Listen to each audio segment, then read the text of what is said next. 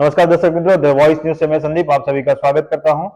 आज हम अपने विशेष प्रोग्राम में उपस्थित है एक ऐसे शख्स के साथ जिसे कोई भी ऐसी शख्सियत है जिन्हें किसी पहचान की जरूरत नहीं है, जिन्हें इंट्रोडक्शन की जरूरत नहीं है। जी हाँ, मैं बात कर रहा हूं हमारे अपने परम पूजनीय स्वामी श्री कपिल स्वामी जी की, जो सलवा स्वामीनारायण गुरुकुल से बिलोंग करते हैं। और इनकी सेवा के बारे में कहा जाए तो ऐसी कोई दिशा नहीं है जिस दिशा में उन्होंने सेवा या अपना समर्पण नहीं दिया हो, चाहे वो विद्या का क्षेत्र हो, चाहे समाज सेवा हो, चाहे दलित विस्तार में हो, यहाँ से लेके आह्वा डांग हो या फिर गुजरात के बाहर हो। शायद ही देश का कोना ऐसा कोई बचा हो जहां उन्होंने अपनी सेवा ना दी हो और अपनी सेवा कार्यों से मानवता को नहीं महकाया हो। तो ऐसे ही विशेष शख्सियत को हम आज आपसे मिलाने जा रहे हैं। स्वागत है स्वामी जी आपका। नमस्कार, जय स्वामीनारायण। जय स्वामीनारायण स्वामी जी। बहुत बहुत धन्यवाद, आप हमारे शॉर्ट टाइम निमंत्रण को मान देकर आप यहाँ पधारे और दर्शकों को श्री वचन देने के लिए आप पधारे, इसके लिए हम आपसे आभारी हैं। आपको भी बहुत बहुत शुभेच्छा। आप एक नया काम शुरू करने जा रहे हो और भगवान आपको सब प्रकार से शक्ति प्रदान करे, इसी भगवान को मैं प्रार्थना करता हूँ। धन्यवाद आपके आशीर्वचन के लिए। स्वामी जी, हम बात करते हैं तो जब सनातन की बात करते हैं तो बहुत कम लोग हैं जो खुल के बोलते हैं, लेकिन मैं काफी सालों से आपसे जुड़ा हुआ हूँ, काफी सालों से मैं आपको सुनते आ रहा हूँ, देखते आ रहा हूँ।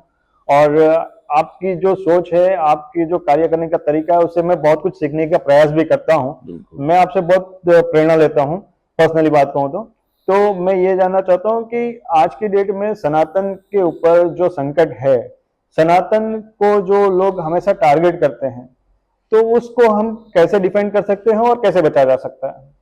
सनातन संस्कृति वैसे तो विश्व की सबसे महान और सबसे पुरानी संस्कृति है जी।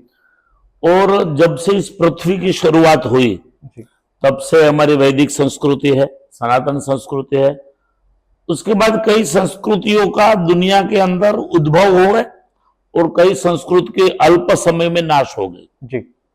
मैक्सिमम संस्कृति ने प्रयास किया कि सनातन संस्कृति को किस प्रकार से हट पहुंचाया जाए जी।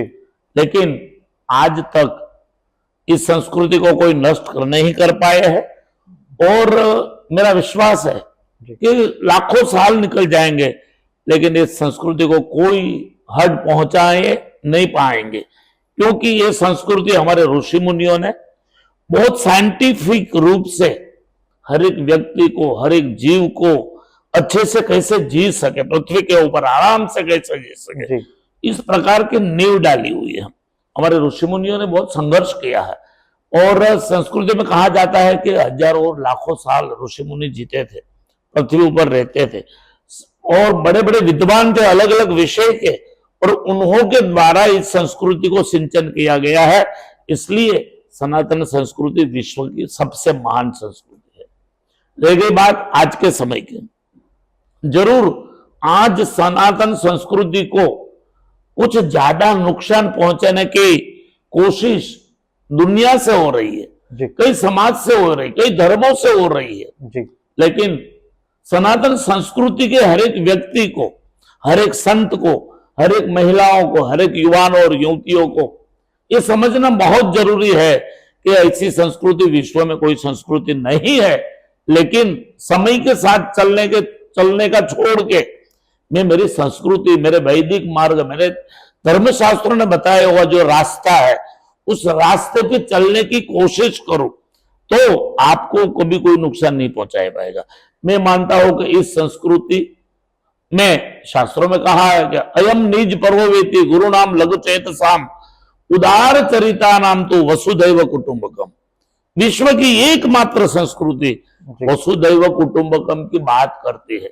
बाकी तो कोई धर्म आए, किसी ने कहा कि किसी को भी मारो, किसी को भी नुकसान पहुंचाओ, यही हमारा धर्म है, कुछ भी आप खाओ, किसी भी जीव को मार के खा जाओ, लेकिन सनातन संस्कृति ने अहिंसा परमो धर्म है ये बात कही। सनातन संस्कृति ने हर एक जीव एक परिवार है, पृथ्वी के ऊपर रहने वाला हर एक जीव एक परिवार है ये बात कही। सनातन संस्कृति ने हर एक जीव को अपने अपने तरीके से जीने का अधिकार है ये बात की। इसलिए सनातन संस्कृति विश्व की महान संस्कृति है। स्वामी जी, इसमें तो कोई शक नहीं है कि सनातन जो है वो जिसका इतिहास इतना पुराना है कि शायद ही दूसरा कोई धर्म उसके बराबर में आता होगा।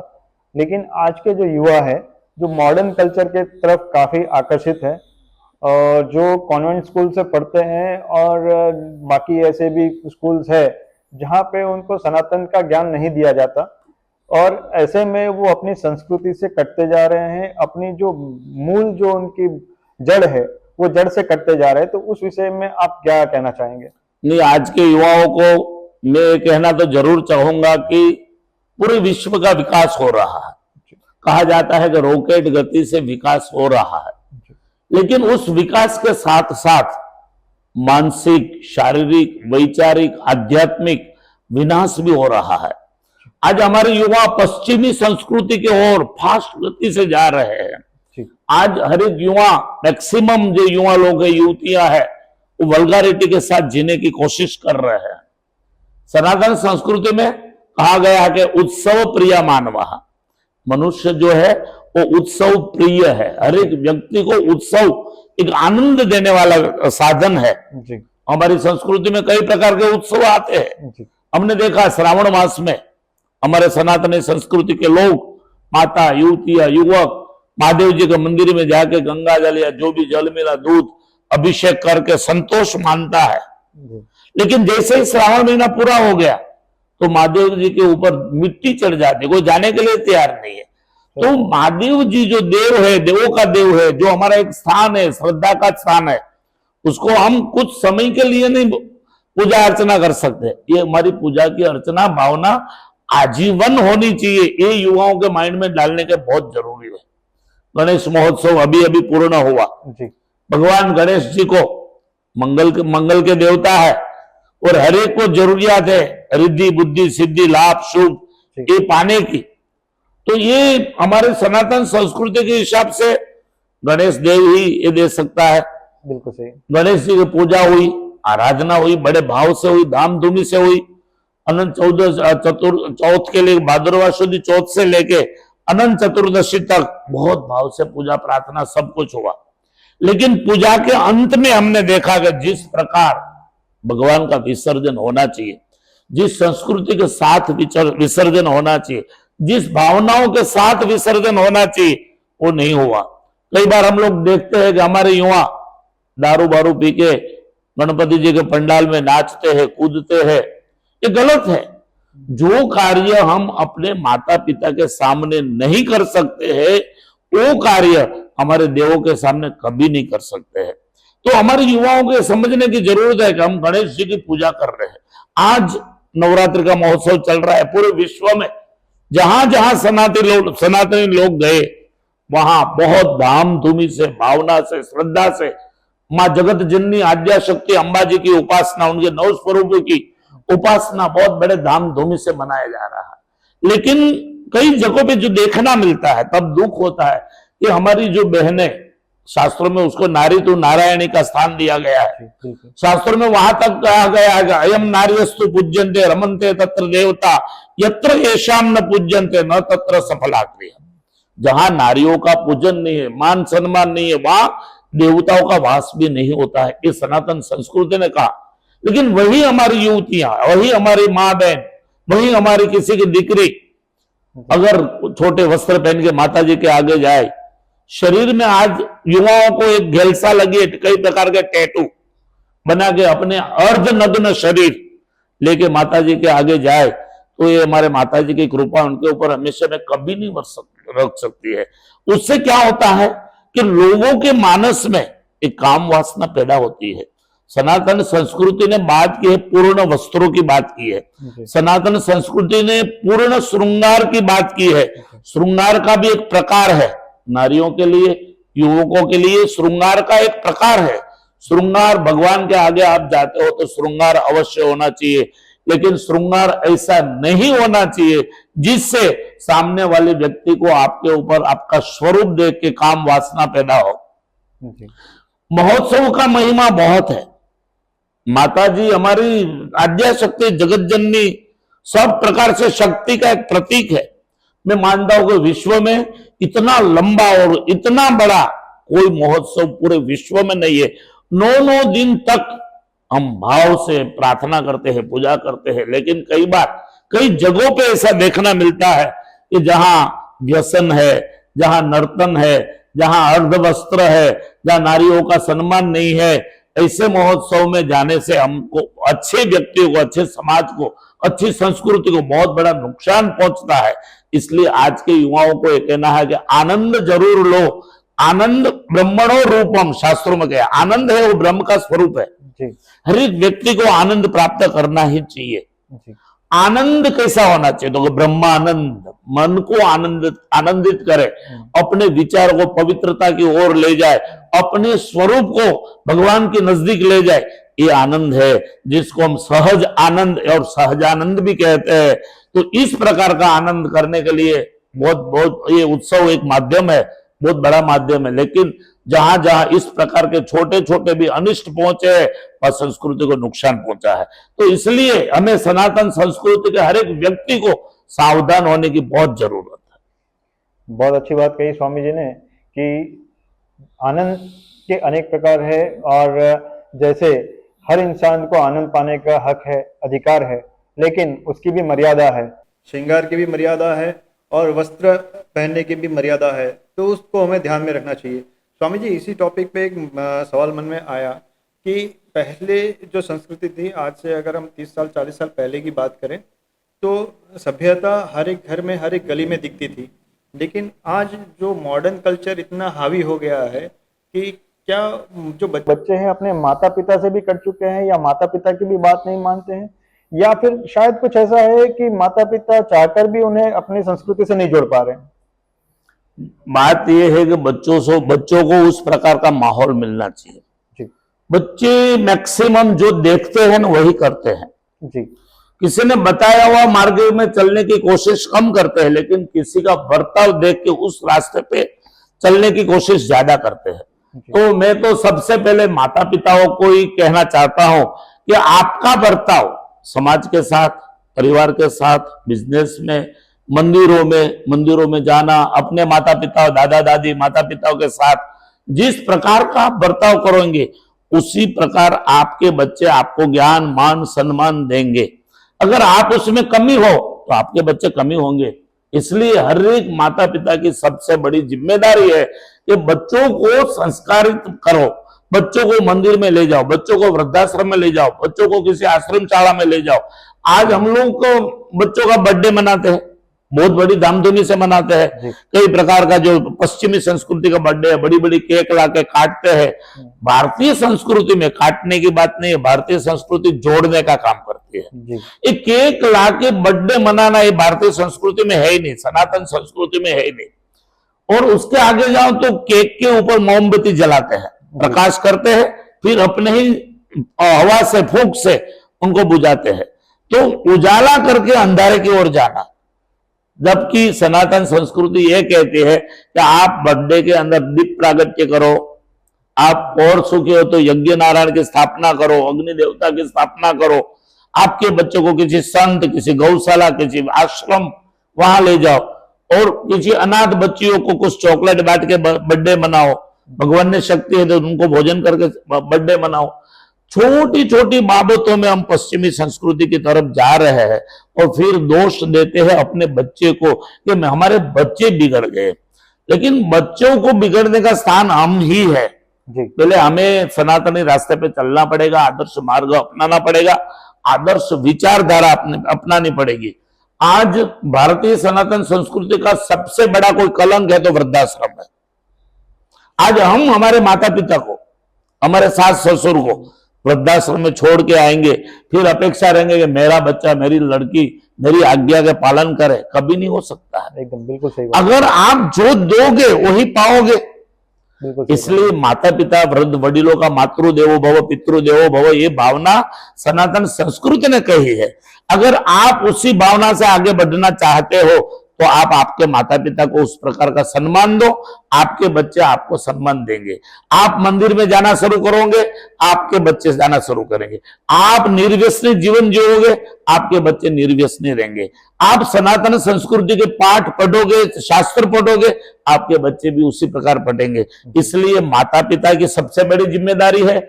आज स्कूलों में कई प्रकार का विषय पढ़ाया जाता है, लेकिन हम, हमारी गीता जी, हमारे रामायण के कई चौपाइया है जो जीवन के लिए कुछ काम के हैं, वो नहीं पढ़ाते हैं।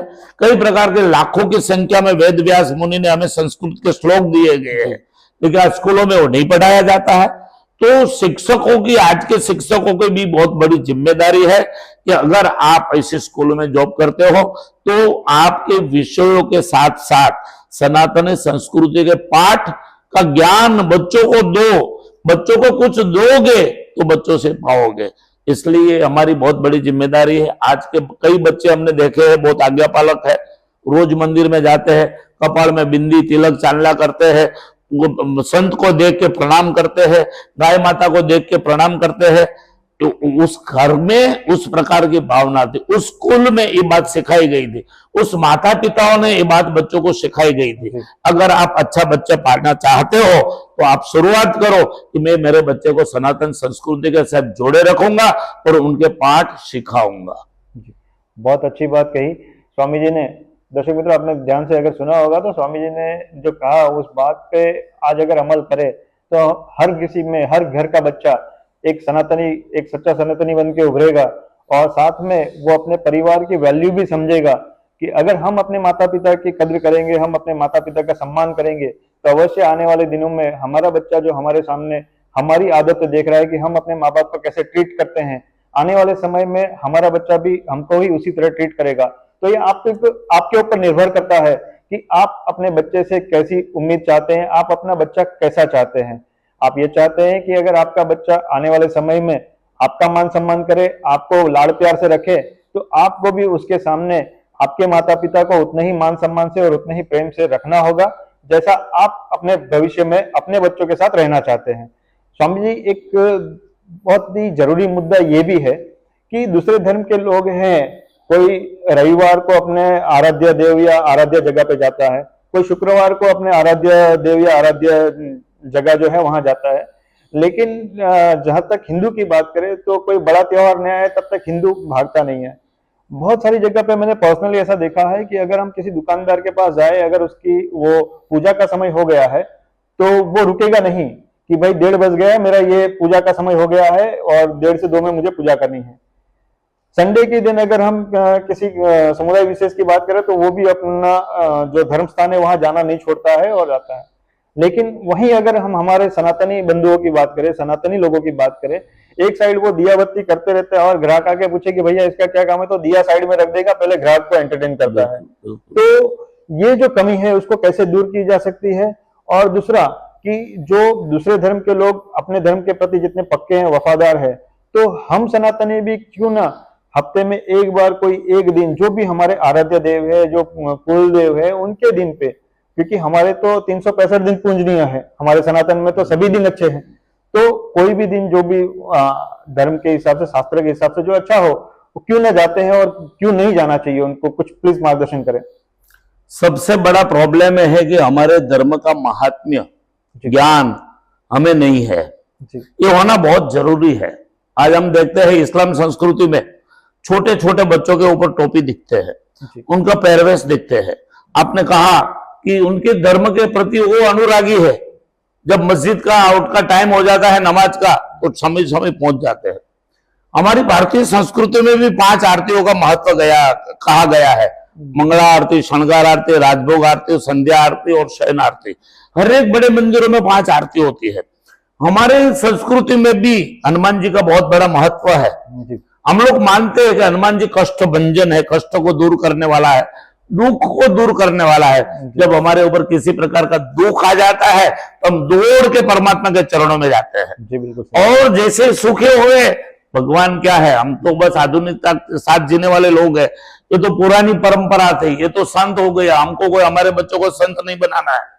हर एक व्यक्ति को संत बनाना जरूरी नहीं है, लेकिन संत का महत्व होता है सुपवित्र विचार, पवित्र आचार, पवित्र व्यवस्था जहां हो वो संत है।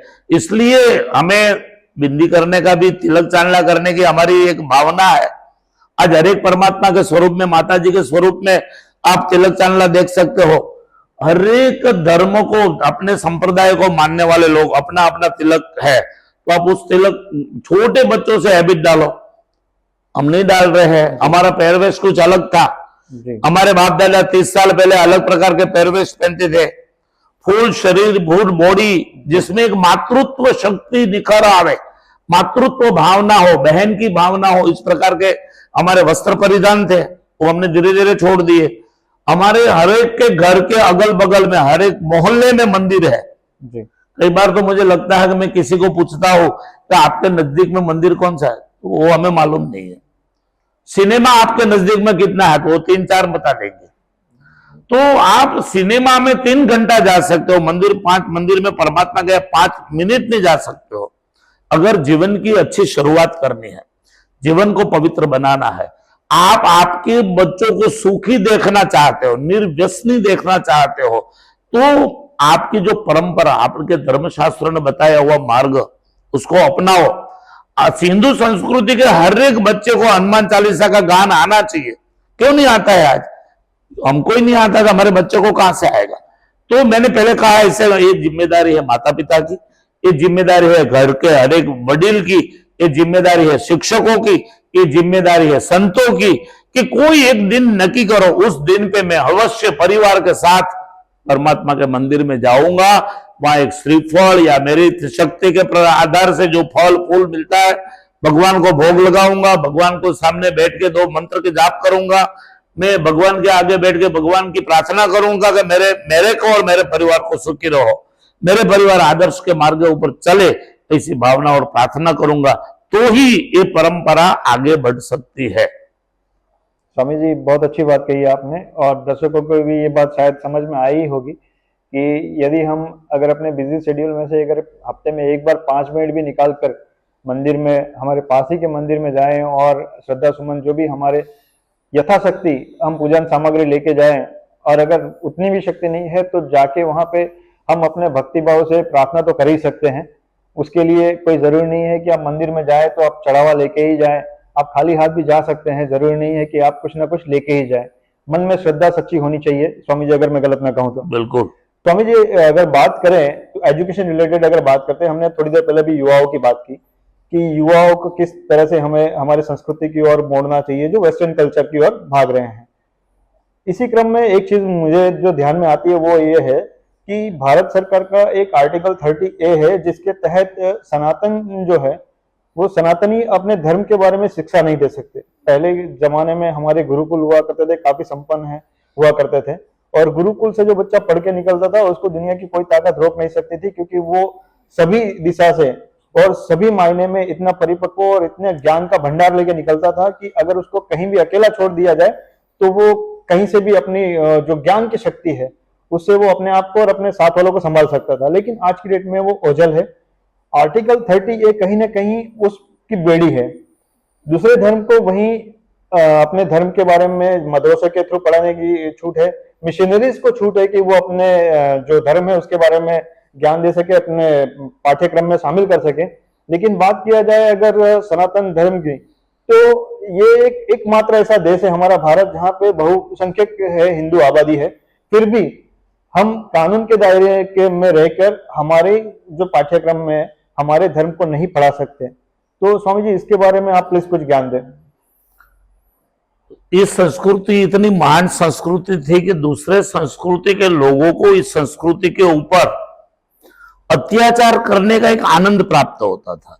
इसको हम किस प्रकार से गिरा जाए, क्योंकि सनातन संस्कृति विश्व की महान संस्कृति इसलिए कही गई थी कि यहाँ हर एक प्रकार के ज्ञानी लोग थे। हमने रामायण काल में सुना है कि लंका से भगवान रामचंद्र जी जब अयोध्या आए तब पुष्पक नाम के विमान के ऊपर बैठ के आए। 17 लाख साल पहले की बात है, त्रेता युग की बात है कि भगवान रामचंद्र जी लंका से अयोध्या पुष्पक विमान में बैठ के आए। तो उस समय इस संस्कृति में विमान का संशोधन हुआ था। हमारा आयुर्वेद इतना महान था कि 18 दिन तक युद्ध चला महाभारत का, और शाम को जब युद्ध बंद हो जाता था तब अपने अपने वैद्य रोज अपने शरीर में ऐसा जड़ी बूटी लगा देते थे कि दूसरे दिन वो योद्धा युद्ध करने के लिए तैयार हो जाता था। हमारे यहाँ गर्भाधान में संस्कार की बात की गई है। हमारा अभिमन्यु, हमने देखा, उसकी बात सुनी है हमने कि बाल्यावस्था में वो कोठा विंदने की शिक्षा अपने माता के गर्भ में भगवान श्री कृष्ण के द्वारा सीख गया था।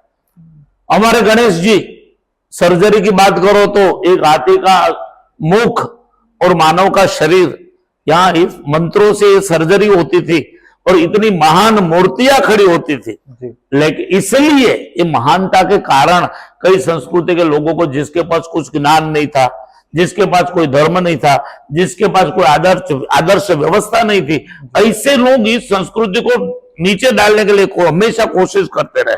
जी और शास्त्रों में कहा है कि जहां जहां देव होते हैं वहां दानव भी होते हैं। जी तो ये परंपरा होती है। तो क्या हुआ कि हमारे पूर्व जो देश के संचालक थे, खास करके कांग्रेस के जवाहरलाल नेहरू जी, जी उसने इस संस्कृति को नुकसान करने के लिए ऐसी कलम डाली कि कोई भी मेजोरिटी वाला, मेजोरिटी तो इस देश में सनातनी थे, जी तो अपने धर्मों को ज्ञान नहीं दे सकते शालाओं में, स्कूलों में, मंदिरों में, कहीं पे भी। और जो माइनॉरिटी है, जैसे इस्लाम संस्कृति के लोग मदरसाओं में कुरान पढ़ा सकते हैं अपने बच्चों को। जी बिल्कुल। इशू संस्कृति के लोग अपने देवलों में, चर्चों में बाइबल पढ़ा सकते हैं, हम गीता का ज्ञान नहीं दे सकते हैं। ऐसे ऐसी कलमें डाली थी कि जिसके कारण हर एक व्यक्ति का हाथ बंधा हुआ था।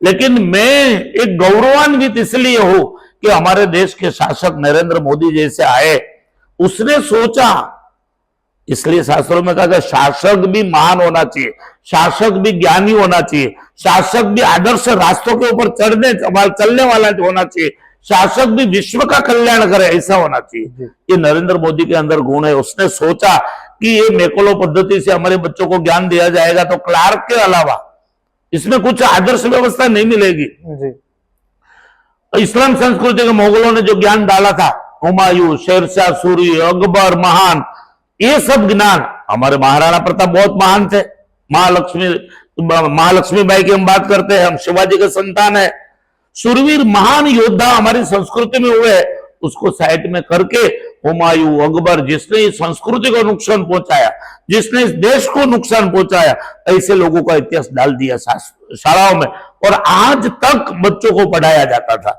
लेकिन मैं धन्यवाद देना चाहता हूं, मैं अभिनंदन देना चाहता हूं हमारे शासक नरेंद्र मोदी जी को, जिसके मगज में बात आई और उसने ये 30A जो बंधारण में कलम डाली हुई थी उसको हटा के आज पूरे विश्व में नहीं, पूरे भारत की शिक्षा व्यवस्था में गीता जी को डाल दिया। आज रसिया के शिक्षा व्यवस्था में गीता जी है। आज आप जर्मनी जाओ, हमारे संस्कृति के धर्मशास्त्र को पढ़ाया जाता है। तो ये संस्कृति विश्व में महान है, लेकिन कई लोगों के कारण इस संस्कृति का हाथ बांध दिया गया और आज ये व्यवस्था ओपन हो चुकी है। आज हर एक स्कूलों में 2024 के बाद गीता जी का अभ्यास हमारे बच्चे पढ़ेंगे। महाराणा प्रताप, शिवाजी, महारानी लक्ष्मीबाई, होलकर, अहिल्याबाई, ऐसे इतिहास को आज हमारे बच्चों पढ़ेंगे। आने वाली पीढ़ी हमारी महान बनेगी। बहुत अच्छी बात है। और मैं दर्शकों की तरफ से और हमारे जो भी यहाँ पे उपस्थित हमारी टीम है उनकी तरफ से मैं नरेंद्र मोदी साहब का बहुत आभार व्यक्त करना चाहता हूँ कि एक उन्होंने जो कुरीति चली आई थी उनको बंद किया और आने वाले समय में हमारी आने वाली पीढ़ी जो है वो अग्रिम पंक्ति में रहे, उसके लिए जो उन्होंने व्यवस्था की उसके लिए हम दिल से आभार व्यक्त करते हैं उनका। स्वामी जी, और एक मुद्दा जो दूसरा आता है कि अगर हम बात करें सनातन धर्म की तो सदियों पुरानी परंपरा है, अगर उसका अंत खोजने जाए तो उसका कोई अंत नहीं है। बात ऐसी है कि पिछले जो हमारे जो शासक थे देश के, उन्होंने टैक्स तो लगाया लेकिन खाली सनातनियों पे लगाया, खाली हिंदू मंदिरों पे लगाया, हिंदू व्यवस्थाओं पे लगाया। आज की तारीख में भी अगर वो चीज देखी जाए तो ना कोई मस्जिद से टैक्स लिया जाता है, ना कोई मदरसों से लिया जाता है, ना ही कोई चर्च से लिया जाता है, ना ही कोई अन्य धर्म से लिया जाता है। लेकिन जो सनातन धर्म है, वो सनातनियों का जो मान, जो उनका प्रेम है भगवान के प्रति, वो जो वहां पे चढ़ावा चढ़ाते हैं, वही चढ़ावे में से वो दूसरे धर्म को जो सरकार बांटती आई है या दूसरे काम करते आई है, वो कब रुकेगा, क्या लगता है आपको? बिल्कुल सही बात है कि आज चर्च को किसी भी प्रकार का टैक्स नहीं लगता है। आज चर्च को लाइट बिल में 10% खाली भरना पड़ता, 90% उनकी व्यवस्था में गवर्नमेंट भोगती है। आज मदरसाओं में 10% लाइट बिल डालो और मंदिरों को पूरा 100% लाइट बिल देना पड़ता है। जबकि मंदिरों में आया हुआ जो चंदा है, जैसे अंबाजी मंदिर है, हमारे तिरुपति बालाजी मंदिर है, ऐसे कई मंदिर राज्य व्यवस्थाओं के अंदर चल रहे हैं। कई मंदिर ऐसे है तो जो जिसका ट्रस्ट अलग से है, सना कोई संत चला रहा है, कोई कमिटी बन के चला रही है, और कई मंदिर ऐसे जो राज्य की व्यवस्था के अंदर आज भी चल रहे हैं। मैं तो गवर्नमेंट को ये भी प्रार्थना करना चाहता हूं कि ऐसे मंदिरों को मुक्ति देना चाहिए, और उसमें आया हुआ चंदा 100% सनातनी लोगों का ये दान है, ये सनातनी लोगों का ये दान है, सनातन संस्कृति के लिए, सनातनी व्यवस्थाओं के लिए ये धन का यूज होना चाहिए। और जिस प्रकार मंदिरों के ऊपर टैक्स लगा है, या तो उसको कम करना चाहिए, या तो बाकी जितने भी धर्म स्थान है दूसरे माइनॉरिटी के, उसके ऊपर समान व्यवस्था होनी चाहिए। ये हमारी मांग है। आज पूरे राष्ट्र में संतों की मांग राज्य शासन वाले को ऊपर कर दी है। एक मांग खड़ी हुई है संतों के माध्यम से कि मंदिरों को मुक्त करो, व्यवस्थाओं से मुक्त करो, मंदिरों का जो धन है वो सनातन संस्कृति के लिए ही उपयोग करो। अगर और किसी संस्कृति को आगे बढ़ाना है तो उनके संस्कृति के लोग बैठे हैं, उनसे चंदा लो, वो आगे बढ़ाए। आज हमारे मंदिरों में हमने देखा कि सुप्रीम कोर्ट में केस चला शिरडी साईं बाबा के लिए जी, तो उसका पूरा जो हिस्ट्री है, इतिहास है, वो हमारी भी सनातन संस्कृति के लोगों की कमी है कि हम जहां चाहे वहां श्रद्धा और भावना के साथ लाइन में जुड़ जाते हैं। मोहम्मद चिश्ती अजमेर, जिन्हें लाखों हिंदुओं की कत्ल करी, लेकिन आज हमारे हिंदू वहां जाके चद्दर चढ़ाते हैं। ये हमारी परंपरा नहीं है। आप छोटे से छोटे मंदिर में जाओ, आप भगवान की मूर्ति के आगे खड़े रहो, आप भगवान से कुछ मांगो। जिन्होंने कुछ नहीं दिया है, जिन्होंने समाज को, राष्ट्र को, संस्कृति को नुकसान पहुंचाया है, वहां जाके आप क्या पाओगे? इसलिए हर एक व्यक्ति को यह सोचने की जरूरत है। और सुप्रीम कोर्ट में साबित हो चुका कि शिरडी वाले साईं बाबा वो हिंदू नहीं थे, वो हिंदू संत नहीं थे, फिर भी हमारे लोग वहां जाते थे। किसी सनातनी व्यक्ति ने वो सुप्रीम में केस डाला और सुप्रीम ने दूध का दूध पानी का पानी हो गया, और आज हर एक हिंदू सनातनी मंदिरों से साईं बाबा की मूर्तियों को हटाई जा रही है। तो हमें पहले ही सोचना चाहिए कि हमारे यहाँ 33 करोड़ देवताओं की भावना है, 33 कोटि देवताओं है, 33 प्रकार के देवता है। तो हमारे देव के आगे क्यों ना जाए? दूसरे देव के आगे जाने की क्या जरूरत है? अगर सनातन संस्कृति को आगे बढ़ाना है तो इसके लिए भी आपको सोचना पड़ेगा, आपके धर्मशास्त्रों को वांचना पड़ेगा। आप में सनातन संस्कृति में बताए हुए जो 18 संस्कार है, उस संस्कारों के लिए भी सोचना पड़ेगा, उसके लिए आगे बढ़ना पड़ेगा, और हमारे आने वाली पीढ़ी को ये ज्ञान देना पड़ेगा। बहुत अच्छी बात कही स्वामी जी ने। और ये जो बात कही वो हमें सबको सोचना चाहिए इस बारे में। कि एक छोटी सी बात उसमें मैं ऐड करना चाहूंगा कि अगर कोई बच्चा जिसके पापा ने पैदा किया है वो उस पर भरोसा नहीं कर सकता, उस पर विश्वास नहीं कर सकता, तो पड़ोसी के पापा पे भरोसा करके तो क्या ही होगा। तो सही बात है, अगर देखना चाहे तो जब अपने खुद के पिता पे हम विश्वास नहीं है तो दूसरे के पिता के भरोसे हम जिंदगी कैसे गुजार सकते हैं, इस पर हमें सबको गंभीरता से सोचना चाहिए। आगे बात करते हैं इसी क्रम में स्वामी जी से। स्वामी जी, एक जो दूसरी बात है, अगर हम बात करें वर्ण व्यवस्था की, तो वर्ण व्यवस्था जो थी वो वर्ण व्यवस्था के हिसाब से पहले पूर्व में हमारा जो देश का जो चलन था वो वर्ण के ऊपर चलता था। आज जो कुछ लोग अपने राजनीतिक फायदे के लिए या कुछ अपना जो बेनिफिट है उनका पर्सनल, उसके चक्कर में सनातनियों को भिन्न भिन्न करके रखा है। वहीं अगर बात की जाए तो अभी कांग्रेस के जो नेता है राहुल गांधी, उन्होंने जाति गणना की बात की थी, वो सिर्फ हिंदुओं की। तो मुझे एक चीज समझ में नहीं आती स्वामी जी कि क्या मुस्लिमों में कोई जाति नहीं है? क्या ईसाइयों में कोई जाति नहीं है? क्या अन्य धर्मों में दूसरे में कोई जाति नहीं है? क्यों ये कांग्रेस से लेके बाकी जो पक्ष है, राजनीतिक पक्ष है, वो सिर्फ हिंदुओं के पीछे पड़े रहते हैं? हिंदुओं की जाति गणना करके वो क्या हासिल करना चाहते हैं? अगर जाति गणना होनी चाहिए तो क्या सबकी नहीं होनी चाहिए? बिल्कुल, बंटवारा करो, अंदरों अंदर झगड़ा कराओ और शासन करो। ये नीति वर्षों से इस देश में नरेंद्र मोदी के शासन के पहले चलती थी और आज भी उसी प्रकार की मांग है। हमारी जो सनातन संस्कृति की जो व्यवस्था है वो वर्ण व्यवस्था है, जाति व्यवस्था नहीं है जी। हमारे यहाँ कहा गया है कि ब्राह्मण, क्षत्रिय, वैश्य और शूद्र जी। और वो अपने काम के आधार पे इनको बांटा गया है। गीता जी तो वहां कहते हैं कि जन्म ना जायते शूद्र संस्काराद द्विज उच्यते। जन्म से हर एक व्यक्ति शूद्र है, अपने कर्मों से, अपने संस्कारों से वो द्विज बन सकता है। वो उसमें लड़ाई करने की ताकत है तो वो क्षत्रिय बन सकता है, उसके अंदर कृषि खेती करने की ताकत है तो वो शुद्ध वैश्य बन सकता है, और जिसमें सेवा भावना है वो शूद्र बनता है। ये हमारी भावना थी। ये जो समाज को, सनातनी संस्कृति के समाज को जातियों में बांटने का बहुत बड़ा षड्यंत्र है। और मैं मानता हूं कि हिंदू संस्कृति में ही नहीं, इस्लाम संस्कृति के अंदर कई जातियां हैं, जितनी हिंदू संस्कृति में जाति नहीं उससे ज्यादा जाति इस्लाम संस्कृति में है। आज हमने दुनिया में देखा है कि शिया और सुन्नी सालों से झगड़ रहे हैं। आज जो इजराइल में अंदरों अंदर युद्ध हो रहा है तो कई मुस्लिम कंट्री है उसको बढ़ावा नहीं दे रही है, उसको साथ सहकार नहीं दे रही है। वो ऐसा मानते कि हमारे जाति के लोग नहीं है, यहाँ हम नहीं जाएंगे। तो ऐसे ही अपनी ईसाई संस्कृति में वहां भी बहुत प्रकार की जातियां हैं, ऊंच नीच का भेदभाव है, जबकि हमारे संस्कृति में ऊंच नीच का भेदभाव है नहीं, केवल वर्ण व्यवस्था है। लेकिन कांग्रेस और उनके लेवल के जो शासक जितने भी है, जिसको हम कचरा बोलते हैं, एक व्यक्ति मोदी साहब के आने के बाद जो एक दूसरे को गाली बांटते थे, एक दूसरे का नुकसान पहुंचाने की शक्ति फैलाते थे, उनका दिमाग वही चलता था कि मैं दूसरे का टांग कैसे खींचूं। मोदी साहब के आने के बाद सब वो एक साइड एक हो गए। जैसे समुद्र के अंदर जब बड़े बड़े तरंग लगते हैं जब कचरा एक साइड हो जाता है, उसी प्रकार जब ये सनातन संस्कृति का तरंग समुद्र की तरफ उछलने लगा तो ये जितने भी कचरे थे वो एक साइड हो गए, और वो अपना अस्तित्व बचाने के लिए एक दूसरे दुश्मन के साथ जुड़ गए। आज देखो हमारा सनातन संस्कृति विश्व में एक महान तरीके से आगे बढ़ रही है। हम लोग कई सालों से बाहर देशों में जाते हैं, आज तक हमको ई वस्त्र में कोई नहीं देखते थे, कोई हमको कुछ नहीं पूछते थे।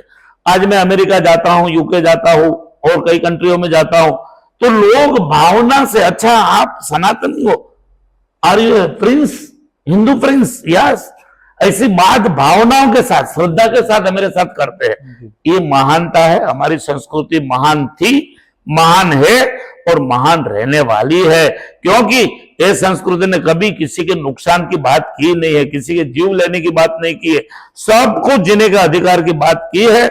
इसलिए ये संस्कृति महान है।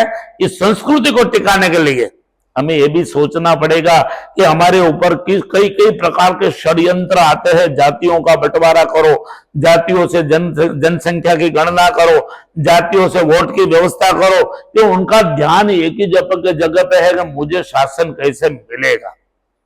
और हमारे जो शासक है वो तो ये कहते हैं कि कल हम अगर शासन छोड़ देंगे तो हमारे आश्रम में हम बैठ जाएंगे, कल अगर हम शासन छोड़ देंगे तो झोला लोगे हम हिमालय में चले जाएंगे। ये ताकत सनातन संस्कृति के लोगों के शासकों में है, ये ताकत और कहीं नहीं देखने मिलेगी आपको। जी, स्वामी जी ने जो अभी बात कही कि सनातन की ताकत क्या है, तो एक आपके सामने जीता जागता उदाहरण है नरेंद्र मोदी जी, जिन्होंने सनातन का परचम देश ही नहीं बल्कि पूरी दुनिया में लहराया। सनातन से जुड़े हुए वो आपने देखा होगा कि चैत्र नवरात्रि में वो निर्जला उपवास भी करते हैं, सिर्फ नींबू पानी और जो अपना पानी है उस पर खाली वो अपना उपवास करते हैं, 9 दिन तक वो खाना भी नहीं खाते। तो सनातन की शक्ति है कि वो 6 घंटे मुश्किल से सोते हैं और बाकी घंटे वो काम करते हैं, फिर भी उनको थकान नहीं लगती और वो अपना कार्य नित्य रूप से करते आए हैं। वो भारत के एकमात्र प्रधानमंत्री है जिन्होंने अपने 10 वर्ष के लगभग कार्यकाल होने आए लेकिन एक भी छुट्टी उन्होंने आज तक नहीं ली है। तो सनातन को जितना आप समझोगे उतना ही आप अंदर उससे इन्वॉल्व होते जाओगे और उससे आप प्रेरित होते जाओगे। सनातन को समझना है तो पहले सनातन के बारे में पढ़ना पड़ेगा, उसकी जो संस्कृति है उसके बारे में आपको जानना पड़ेगा, ना कि किसी के कहे में सुनने में आके उसके बारे में अनाप शनाप बोलने से कुछ नहीं होगा। आप पहले संस्कृति को समझे, उसकी धरोहर को समझे, फिर अपनी टिप्पणी दें। स्वामी जी, एक बहुत ही एक गंभीर विषय है अपने देश के लिए। अभी हमने बात कही राष्ट्र प्रेम की, तो राष्ट्र प्रेम के ऊपर से अभी एक बात आती है कि एक कहीं कोई लेबनान करके जो वहां पे युद्ध चल रहा है इजराइल करके देश के साथ में, अभी वहां पे एक कोई आतंकी मारा गया नसरुल्लाह करके। नसरुल्लाह एक इस्लामिक कोई संगठन था, उसका वो सरगना था। तो इजराइल के साथ युद्ध में वो मारा गया। अगर बात करें तो सऊदी अरेबिया जहाँ पे मोहम्मद साहब का जो मेन गढ़ माना जाता है, वहां के लोगों ने उस पर कोई मातम नहीं मनाया, लेकिन हिंदुस्तान के बहुत सारी जगह में उसके समर्थन में रैलियां निकली, हर घर से नसरुल्लाह निकलेगा जैसे नारे लगे।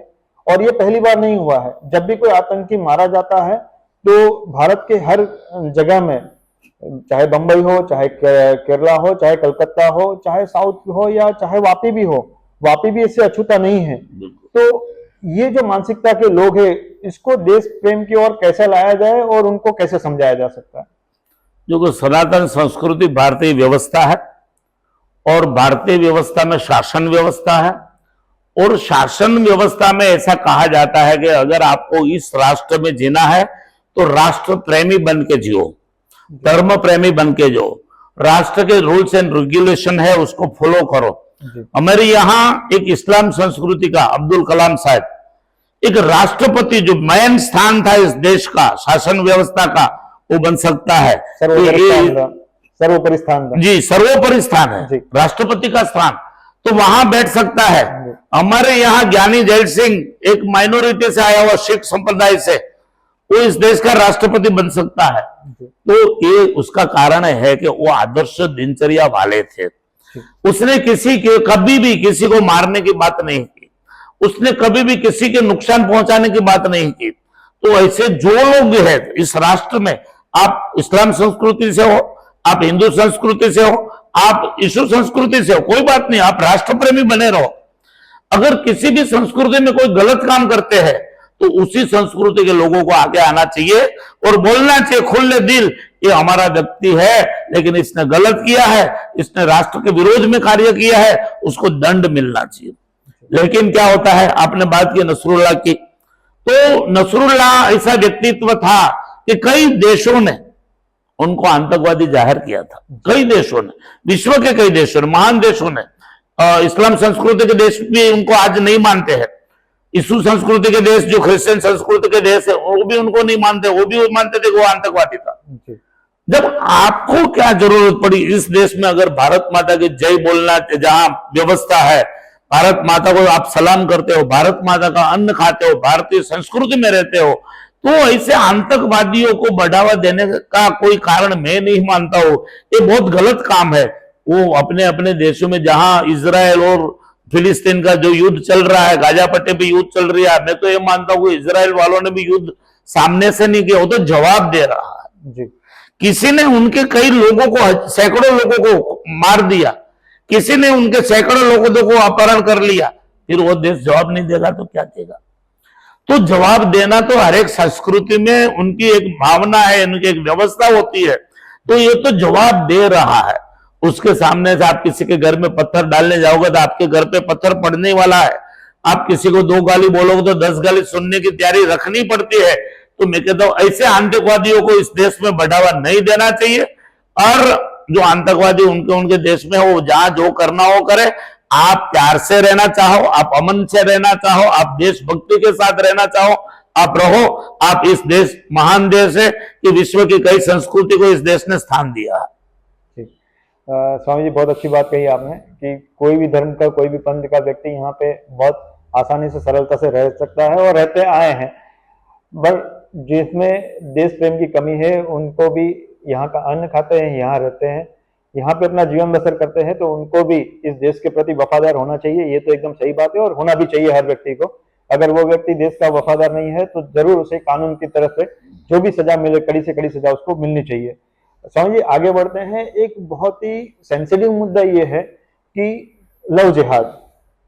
आपने बहुत बार सुना होगा, देखा होगा, बहुत सारे न्यूज में भी आपने देखा होगा कि कोई बेटी है जो किसी बबलू से मिलती है, गुड्डू से मिलती है, कोई नाम बदलकर मिलता है, और फिर वो प्रेम जाल में फंसाकर वो बेटी कहीं फ्रिज में टुकड़ों में मिलती है, तो कहीं सूटकेस में मिलती है, तो कहीं नाले में मिलती है, मतलब टुकड़ों में जरूर मिलती हैं। लेकिन फिर भी सनातन धर्म की जो बेटियां हैं, वो हमेशा, हर दूसरी बेटी जो किसी अब्दुल के प्रेम में फंसी है, उसका कहना है कि मेरा अब्दुल ऐसा नहीं है। तो उनको हम कैसे समझा सकते हैं? और इन अब्दुलों से, तथाकथित जो अब्दुल है, जो इनके साथ जो लव जिहाद करके उनको शिकार बनाते अपना, और उनका शरीर का सुख लेने के बाद उनसे जितना वो ले सके वो सारा उनसे चूसने के बाद, जैसे उनका पैसा हो, उनका मान सम्मान हो, उनकी आस्था हो, उनका विश्वास हो, सारा खत्म करने के बाद उनको टुकड़ों में वो फेंक देते हैं। तो हमारी देश की बेटियों को आप प्लीज कुछ अच्छा संदेश दीजिए जिससे वो ऐसे जो अब्दुल है उनसे बचे। मैं पहले तो हमारी युवतियों को कहना चाहता हूं जो सनातन हिंदू संस्कृति के साथ जुड़ी हुई है, हिंदू है, परंपरा से है, अपने हिंदू संस्कार में लग्न व्यवस्था है।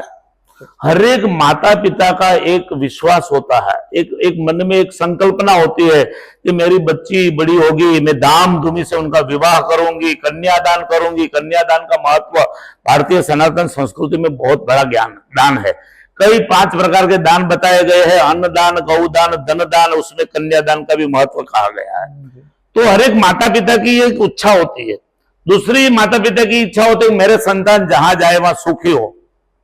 आशीर्वाद लेके अगर आप जाओ तो 100% आपको, आपके सुख को कोई नुकसान नहीं पहुंचा सकता। जो सुख प्राप्त होने वाला है वो माता पिता के आशीर्वाद से मिलने ही वाला है, क्योंकि मातृदेवो भव पितृदेवो की भावना अपने देश में, अपनी संस्कृति में बताई है। तो आज सोशल मीडिया में कई प्रकार के षड्यंत्र युवा लोग करते हैं, अलग अलग संस्कृति के लोग अपना नाम बदल के, अपना एड्रेस बदल के, अपना चेहरा बदल के, कई अपनी अपनी संस्कृति की बहनों को, दीकरियों को, कन्याओं को, विद्यार्थिनियों को बीच में रख के उनके पास प्यार करा के हिंदू संस्कृति के बच्चियों को यहां से अपहरण करके उठाते हैं। और कई शोध खोज के बाद या तो उनका कटा हुआ शरीर मिलता है, कई टुकड़ों में बटा हुआ शरीर मिलता है। तब जो संस्कृति के बच्चे ने ये काम किया है, पहले तो उस संस्कृति के लोगों को आगे आना चाहिए, मैं मानता हूं, और उनको बोलना चाहिए कि इनको कड़ी से कड़ी सजा करो। कुरान में ये बात नहीं बताई है कि कुरानियों को बोलना चाहिए, कुरानी लोगों के मौलियों को बोलना चाहिए, उनके जो ज्ञानी लोग हैं उनको बोलना चाहिए, वो तो बोलते ही नहीं है। ये बोलना चाहिए कि भाई ये गलत है, जो गलत काम है वो गलत ही है। और हमारे दीकरियों को समझना चाहिए कि हमारी व्यवस्था हमारे माता पिता करेंगे, जिन्होंने हमें जन्म दिया है, जिन्होंने हमें पालन पोषण किया है, जिन्होंने हमें हर एक प्रकार के सुख देने की व्यवस्था की है, उसकी आज्ञा के बाद मैं कहीं और सोशल मीडिया के माध्यम से किसी भी प्रकार के षड्यंत्र को मैं नहीं फंसूंगी। मैं किसी आवारा लोगों के साथ मित्रता नहीं बनाऊंगी। मैं किसी मुस्लिम बहनों के साथ भी, मैं तो वहां तक कहता हूं, इसलिए नहीं मित्रता बनानी चाहिए कि आपका दुरुपयोग वहां होता है और वही लड़कियां अपने संस्कृति के लोगों के साथ मिलाप कराती है, फिर आपका अपहरण होता है, फिर आप बोलते हो मेरा अब्दुल ऐसा नहीं होता है, मेरा अहमद ऐसा नहीं है, मेरा वो नहीं है ऐसा। ये आप जान नहीं सकते हो, ये ताकत है आपके माता पिता में। आप आपके माता पिता के ऊपर विश्वास रखो, वो जो लड़का शोध करेंगे, जो लड़की की शोध करेंगी, वो हमेशा महान होगी। और अपनी ही संस्कृति में रहना, ये हमारी गोत्र व्यवस्था भी है।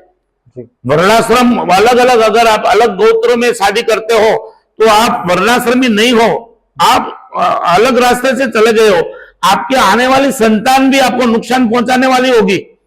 इसलिए अपने धर्म में ही विवाह करना चाहिए, अपने गोत्र के साथ ही चल के, जो हमारी वर्ण व्यवस्था है, सनातन संस्कृति की जो व्यवस्था है, उस व्यवस्था में शादी करके जीवन को सुखी बनाना चाहिए। जी, स्वामी जी ने जैसा अभी कहा कि जैसे अगर कोई अपनी जो बहन बेटियां हैं उनको फंसा के, उनको टुकड़ों में बांट कर, उनको सूटकेस में पैक करे या फ्रीज में रखे, तो ऐसे लोगों का, उसी धर्म के लोगों को विरोध करना चाहिए और उसके खिलाफ खुल के आना चाहिए। लेकिन स्वामी जी, बड़े दुख की बात है कि अगर इस विषय पे हम बात करना चाहें तो हमारे देश के लोगों को जो बेनिफिट वाली चीज है वो तो शरीयत के हिसाब से चाहिए, लेकिन सजा शरीयत के हिसाब से नहीं चाहिए। अगर चोरी करे तो हाथ काट दिए जाए, अगर दूसरा कुछ बड़ी गलती करे तो सर कलम कर दिया जाए, तो शरीयत वहां पे लागू नहीं होनी चाहिए। शरीयत उनकी अनुकूलता के हिसाब से उनको चाहिए कि जहां जहां उनको बेनिफिट हो वहां पे शरिया के हिसाब से चाहिए बेनिफिट, और जहां उनको उनके जुर्म की सजा मिले, उनके किए की सजा मिले, तो वहां उनको संविधान याद आता है। तो ये बड़ी ही पेचीदा है और दो राहों पे खड़ा है ये समाज। इनको या तो डिसाइड करना चाहिए कि शरीयत उनके लिए बेस्ट है या संविधान बेस्ट है, या तो आप संविधान चुनो या अपना शरीयत चुनो, क्योंकि अगर शरीयत से चलोगे तो शरीयत के हिसाब से सजा के लिए भी आप तैयार हैं, और संविधान से चलना है तो फिर पूरी तरह से आपको संविधान को मानना होगा। स्वामी जी, अगर युवाओं की बात करें तो अभी हमारे देश में पिछले दिनों आपने देखा होगा कि पैरा ओलंपिक्स में बहुत सारे बच्चे हमारे गोल्ड मेडल जीत के लाए, और इससे पहले भी जो कॉमनवेल्थ गेम्स वगैरह हुए, एशियन गेम्स हुए, उसमें भी हमारे बच्चों ने अच्छा परफॉर्म किया। तो इससे पहले की जो सरकार थी उस समय में ऐसा कुछ नहीं होता था। तो क्या आप मानते हैं कि नरेंद्र मोदी जी की सरकार ने और उनके मंत्रियों ने कुछ विशेष ध्यान दिया है जिससे हमारा जो युवा है वो निखर के आ रहे हैं और अच्छा परफॉर्म कर रहे हैं? क्या कहना है आपका? हमारी शिक्षा व्यवस्था में सर्वांगी विकास की बात आती है जी बच्चों का विकास। शिक्षा ऐसी होनी चाहिए कि बच्चों का सर्वांगी विकास हो, उनका मानसिक विकास हो, उनका शारीरिक विकास हो, उनका आध्यात्मिक विकास हो, उनका व्यवहारिक विकास हो, और वो बच्चा आगे जाके एक देश का अच्छा नागरिक बने, आदर्श नागरिक बने, मातृ पितृ भक्त बने, आदर्श राष्ट्र भक्त बने। इस भावना थी और उसी भावना के साथ आज हम चल रहे हैं। बीच में ऐसा पीरियड आया कि युवाओं को आगे जाना था लेकिन व्यवस्था नहीं थी, युवाओं को आगे जाना था लेकिन कोच नहीं थे, युवाओं को आगे बढ़ना था लेकिन उस प्रकार के खर्च की व्यवस्था नहीं थी। आज मैं देख रहा हूं कि इस देश का सर्वांगी विकास हो रहा है। आज इस देश हर एक क्षेत्र में आगे बढ़ रहा है। जिस देश को भिखारियों का देश कहा जाता था, जिस देश को गंदगियों का देश कहा जाता था, जिस देश को साधु बाबाओं का देश कहा जाता था, आज विश्व के हर एक देश के संचालक इस देश के सामने गौरव के साथ देखते हैं। हमने देखा कि यूक्रेन और रशिया के युद्ध के बीच में कहा गया कि आप हाथ में तिरंगा लेके वहां से निकल जाओ, आपको कोई कुछ नहीं करेगा, आपका कुछ नहीं होगा। ये कहना वो आसान नहीं है। और हमने देखा कि भारतीय लोग तो निकले लेकिन अगल बगल के देश के युवा भी भारत का झंडा हाथ में लेके बाहर निकल गए और अपना जीव बचाया। ये है देश की व्यवस्था, ये है देश का विकास, ये है देश का गौरव। आज आध्यात्मिक जगत हो, आज व्यवहारिक जगत हो, आज उद्योग जगत हो, आज टेक्नोलॉजिकल युग हो, कोई क्षेत्र ऐसा नहीं रहा कि ये देश, भारत देश का विकास ना हुआ हो। और उसका 100% किसी को यश दिया जाए तो नरेंद्र मोदी साहब को दिया जाएगा, और उनकी पूरी जो टीम है शासन व्यवस्था में, उन टीम को दिया जाता है कि ऐसे शासक आने से पूरे देश की परिकल्पना बदल देता है, पूरा देश का वेश बदल देता है, पूरा देश का गौरव बदल देता है। इसलिए हम लोग उनको धन्यवाद देना चाहते हैं। आज साधु समाज, आज व्यापारी, आज उद्योगपति, जिस क्षेत्र से, आज टीचर, जो भी क्षेत्र में जो लोग काम कर रहे हैं, उनके गौरव से कहते हैं नरेंद्र मोदी हमारा शासक है। तो ये देश की व्यवस्था नरेंद्र मोदी साहब ने आज वैश्विक संस्कृति को, सनातन संस्कृति को वैश्विक संस्कृति बनाया है। आज योग जैसा कोई जानते नहीं थे, आज यूनो में उसका स्थान दिया गया।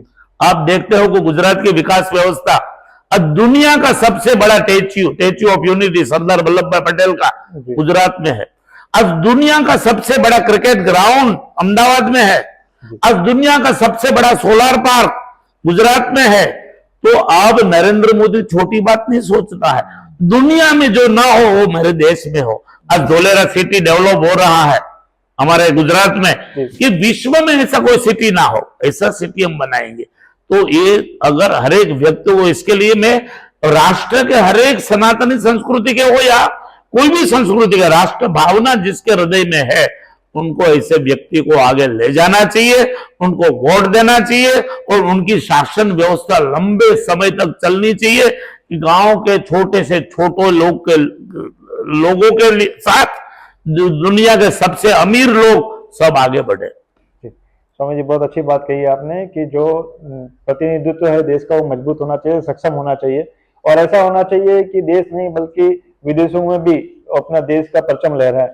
और वर्तमान में कुछ ऐसी स्थिति है कि दुनिया के सारे देश आज हमारे साथ जुड़ना चाहते हैं, हमारी संस्कृति को अपनाना चाहते हैं और हमारे देश के व्यापारियों के साथ व्यापार करना चाहते हैं। तो ये बहुत ही अच्छा मोदी जी और उनकी टीम ने ये प्लेटफॉर्म खड़ा किया है पूरे विश्व में।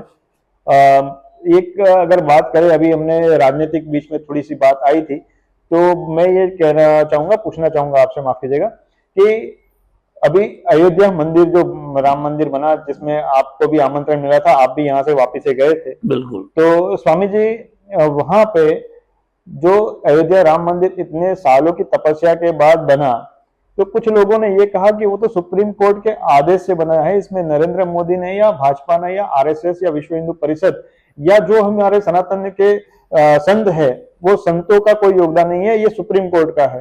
तो मैं इस बात से इत्तेफाक नहीं रहता। मैं तो मानता हूं कि हमारे जो सनातन संस्कृति से जुड़े हुए लोग हैं, हमारे संत है, भाजपा है, आरएसएस है, विश्व हिंदू परिषद है और बजरंग दल है और मोदी जी और उनकी टीम है, उनका पूरा पूरा इसमें सहयोग है, योगी जी का भी पूरा पूरा सहयोग है।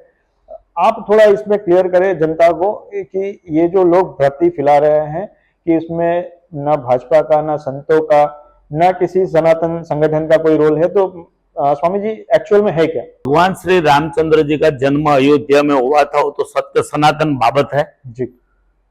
उसी जगह पे हुआ था, ये भी सत्य सनातन बाबत है। फिर भी इस देश की कमनसीबी आज तक थी कि जिस देश में जिस परमात्मा का जन्म हुआ हो, उस स्थान के लिए सुप्रीम कोर्ट में कहना पड़ेगा कि इसके लिए पुरावा रखो। हमारे कई शास्त्रों में ये बात का उल्लेख है, हमने सुप्रीम कोर्टों के सामने रखा।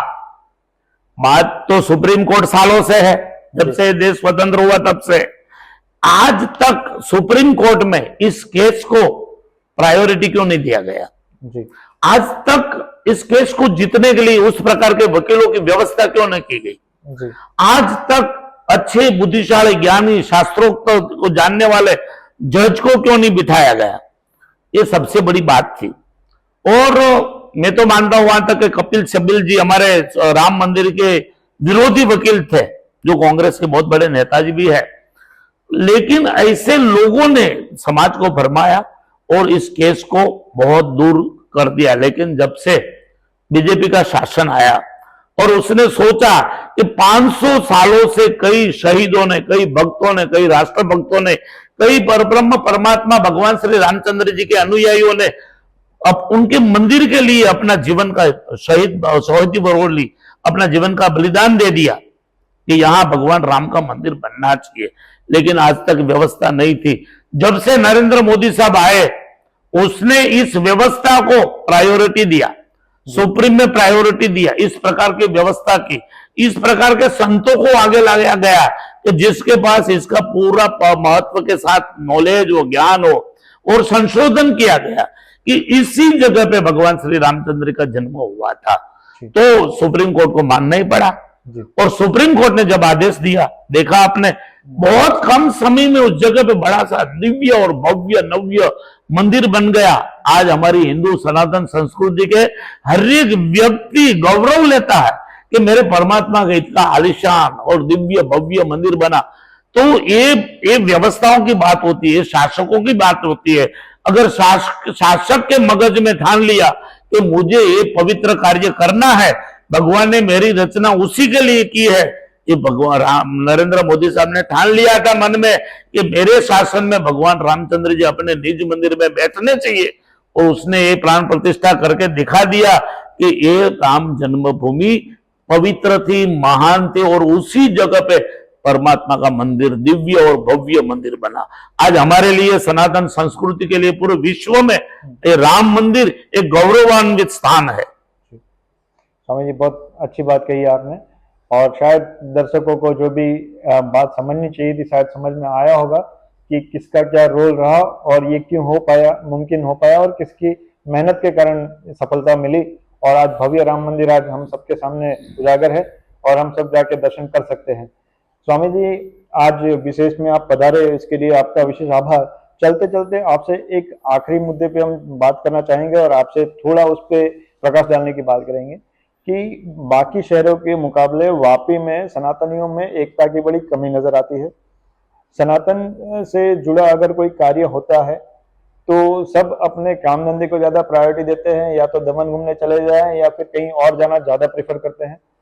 अपने बच्चों को सनातन के कार्यों में इन्वॉल्व नहीं होना देना चाहते हैं, क्योंकि आजकल का ट्रेंड ये हो गया है कि शहीद हो तो बाजू वाले घर का बच्चा, हमारे घर का बच्चा हमारे पास बैठा रहे, और समाज का जो भी सुधार करना है वो बाजू के घर का बच्चा करे, हमारा बच्चा तो हमारे घर में रहे। तो ये मानसिकता शायद वापी में कहीं ना कहीं है, जिसके चलते दूसरी जो सनातन विरोधी संस्कृति है, सनातन धर्म विरोधी विचार है, वो कहीं ना कहीं हावी होते जा रहे हैं। हमने पिछले समय में आपने सुना भी होगा कि एक डुंगरा में एक जमीन है, पीर मोरा करके, वहां पे 2 से 2.5 एकड़ जीआईडीसी की जगह है जो हिंदू बहुल इलाके में है, जबरदस्ती वहां पे रातों रात कब्रिस्तान बना दिया गया। दूसरी एक बात करें तो वापी रेलवे स्टेशन के पास एक है जगह है जहां पे रेलवे की जो जगह है, रेलवे जो मंत्रालय है उसकी जगह में एक मजार बना दी गई है। तो ऐसे बहुत सारे अतिक्रमण यहाँ पे भी हो रहे हैं और हमारे हिंदू समाज जो यहाँ पे मौन धारण करके सब चंगा सब ठीक करके आंखों को बंद करके सिर्फ अपने अपने काम धंधे में लगे हैं और अपने अपने विकास में लगे हैं, तो क्या आने वाला समय वापी के लिए खतरे की घंटी नहीं है? बिल्कुल सावधान होना बहुत जरूरी है। मैं इस सभी दर्शकों को, आज जो हमें को सुन रहे हैं सभी दर्शकों को, खास करके वलसाड़ जिला और वापी शहर की बात करता हूं, तो यहाँ राष्ट्रीय स्वयंसेवक संघ के माध्यम से शाखा चलती है। यहाँ विश्व हिंदू परिषद का जोर है। यहाँ कई सनातनी संस्कृति के स्कूल है जहां सनातनी ज्ञान मिलता हो। यहाँ कई मंडल ऐसे हैं ज्ञाति के कि जिस ज्ञातियों के द्वारा हर शनिवार वो सुंदरकांड का पाठ होता हो और शनिवार को हनुमान चालीसा का पाठ होता हो। तो सभी सनातनी लोग जो सुन रहे हैं उनको मेरा कहना यही है कि आप अपने बच्चों को अगर आदर्श बनाना चाहते हो, आपके बच्चों को विकासशील बनाना चाहते हो, आपके बच्चों को राष्ट्र प्रेमी बनाना चाहते हो, तो आपके पास उसके इससे बड़ा कोई रास्ता हो ही नहीं सकता है कि आप आरएसएस के शाखा में बच्चों को भेजो। आप विश्व हिंदू परिषद जैसे संगठनों के साथ आपके बच्चों को मेंबर बनाओ। आज आपके ज्ञाति का जो संगठन है, जो धर्म कार्य करता है, पर्यावरण का काम करता है, स्वच्छता का काम करता है, ऐसे संगठनों के साथ आपके बच्चों को भी जोड़ो, क्योंकि आपके बच्चों की पहचान एक कुछ अलग प्रकार से होगी। आपका बच्चा आदर्श बनेगा, वैचारिक बनेगा, राष्ट्र प्रेमी बनेगा, अच्छा उद्योगपति बनेगा और गलत रास्ते पे कभी वो जाने का सोचेगा भी नहीं। इसलिए वापी के सभी सनातनियों को एकजुट होने की बहुत बड़ी आवश्यकता है। मैं किसी के बीच में भाग पड़ाना नहीं चाहता हूं, मैं डिवाइडेशन का रूल्स को नहीं मानता हूं, लेकिन मैं जो मेरे हैं उनको उतना जरूर कहना चाहता हूं कि मेरे धर्म ने, मेरी संस्कृति ने मुझे बहुत कुछ दिया है। मेरी संस्कृति में बहुत कई प्रकार की व्यवस्था है, तो उसी प्रकार की व्यवस्थाओं के साथ मैं जुड़ा रहूं। मेरा बच्चा भी आदर्श बने, राष्ट्र प्रेमी बने। ये भावनाओं के साथ सभी राष्ट्र प्रेमी लोग, सभी सनातनी लोग एकजुट होके एक दूसरे को मदद करो। कभी कभी हमारी एक छोटी सी गलती भी होती है, जब हम बाजार में कुछ खरीदने जाते हैं तब देखते नहीं है तो वहां बोर्ड क्या लगा है, वहां भगवान का मंदिर है कि नहीं, उस दुकान में उस छोटे से किराए के पास उनका कभी नाम पूछो क्या है। पहले आपकी जिम्मेदारी है आपके परिवार को सुखी करने की, पहले जिम्मेदारी है आपके संस्कृति के लोगों को सुखी करने की। राष्ट्र भावना बाद में आती है।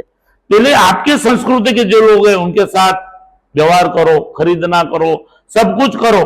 फिर वहां नहीं मिलता है तो अब दूसरी दुकानों में जाओ। लेकिन ये बहुत जरूरी है कि हमारे सनातन संस्कृति के लोग हर एक प्रकार से सुखी हो, आगे हो, और उसके बाद राष्ट्र के सभी लोग शांतिमय जीवन जीवे और राष्ट्र के सभी लोग सुखी हो। इस भावनाओं के साथ मैं सबको जय सनातन, जय हिंदू राष्ट्र, भारत माता की जय, वंदे मातरम ये कहना चाहता हूं। धन्यवाद स्वामी जी।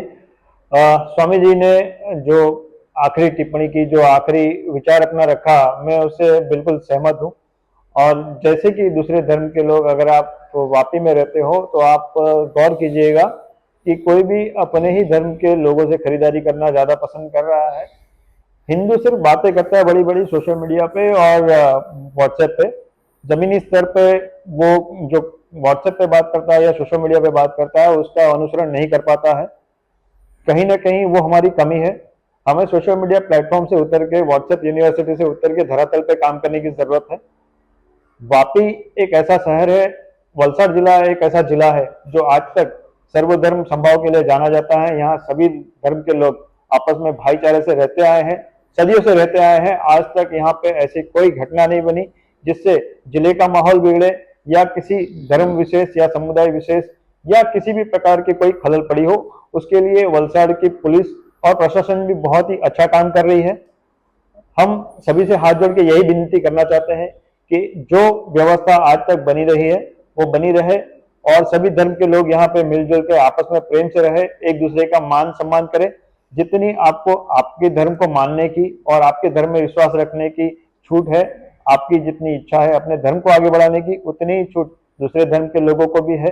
तो सभी लोगों को अपने अपने धर्म का आदर करना चाहिए, साथ में दूसरे धर्म के लोगों का ही उतना ही आदर करना चाहिए जितना आप अपने धर्म के लोगों की करते हैं। तो धन्यवाद आप सभी का। अगले ऐसे ही प्रोग्राम में विशेष में हम फिर से स्वामी जी जैसे ही और ज्ञानी लोगों के साथ आपको रूबरू कराएंगे। तब तक मुझे दीजिए इजाजत। धन्यवाद। नमस्कार। जय स्वामीनारायण। जय स्वामीनारायण।